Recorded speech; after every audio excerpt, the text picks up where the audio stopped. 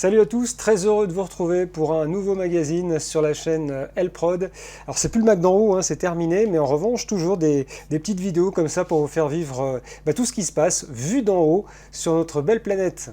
Alors cette semaine on va surtout s'intéresser à l'espace, avec le 5e vol du Starship, qui est annoncé pour fin juillet d'après le patron de SpaceX, Elon Musk.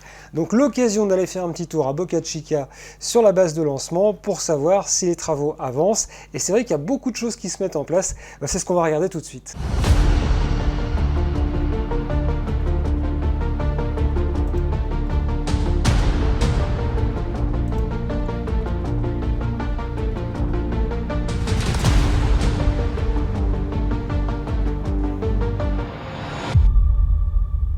Et on commence tout de suite d'ailleurs avec la ferme à ergols. En tout cas, les réservoirs verticaux commencent à nous quitter un par un. Et là, on touche au fond, hein, puisqu'il en reste plus que 3. Et là, on voit que les grues géantes de l'entreprise de SpaceX vont démonter d'abord les parties protectrices. Et puis, vous voyez, les ouvriers, à la base, ils dessoudent complètement tout le tour de ces coques protectrices. Et ensuite, la grue n'a plus qu'à les soulever.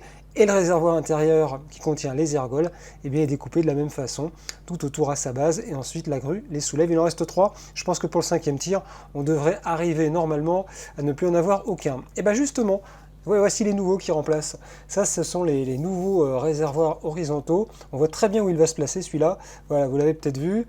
Qu'est-ce qu'on a d'autre comme travaux à la Starbase? Et ben on a entre autres la Quick Disconnect, le Quick Disconnect, qui permet de recharger en ergol le Starship, donc la deuxième partie de cette immense fusée, donc est en pleine maintenance. C'est vrai qu'il y a pas mal de travaux en ce moment, et pour l'instant, on doit changer peut-être quelques tuyauteries, comme c'est le cas à chaque fois, puisque le Quick Disconnect subit effectivement de grosses poussées de chaleur lorsque la fusée décolle. Ça, c'est la Megazilla 2, la deuxième tour de lancement qui est en travaux. Vous voyez, ça avance aussi.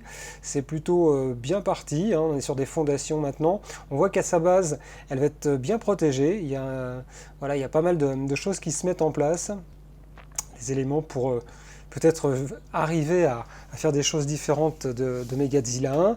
Et puis bien sûr, le vol numéro 5, ce sera un nouveau bouclier thermique pour les Starship, qu'on n'ait pas les mêmes malheurs. Donc il y a une sous-couche protectrice qui est installée, c'est cette partie blanche qu'on voit en dessous, et par-dessus des nouvelles tuiles qui se volent a priori un petit peu plus épaisses et donc encore plus résistantes à la chaleur. Parce qu'on le rappelle, lorsque le Starship rentre dans l'atmosphère. Oui, là on voit les ailerons qui avaient bien souffert lors du vol numéro 4. Oui, justement, on va regarder. Et ça avait bien souffert. Un petit mot sur les parkings. Côté parking, ça avance bien. Je pense que les ouvriers de SpaceX vont avoir de quoi faire pour pouvoir se garer. C'est vrai que ça emploie des milliers de personnes. Et puis là, on voit les nouveaux bureaux de SpaceX, eux aussi, derrière les mégabais, qui sont déjà au niveau des structures et des infrastructures quasiment terminées. Donc là aussi, tous ces travaux avancent plutôt pas mal.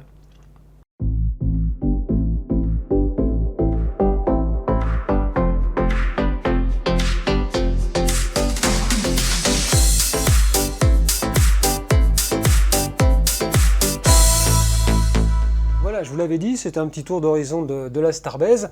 Alors pourquoi on le fait aujourd'hui? C'est parce que fin juillet, si le 5e vol a bien lieu, vol qui, rappelons-le, devrait normalement permettre à l'entreprise de tenter une récupération du booster Super Heavy, donc le B12, qui reviendrait sur la tour Megazilla. Donc ça serait une grande première. Donc si c'est possible, ça se fera. En tout cas, c'est ce que semble annoncer le patron de SpaceX, Elon Musk. Et si ce tir a lieu fin juillet, on devrait vous le faire vivre en direct sur la chaîne L-Prod. Je vous souhaite peut-être de bonnes vacances pour certains, puis on se dit à très très bientôt. Ciao!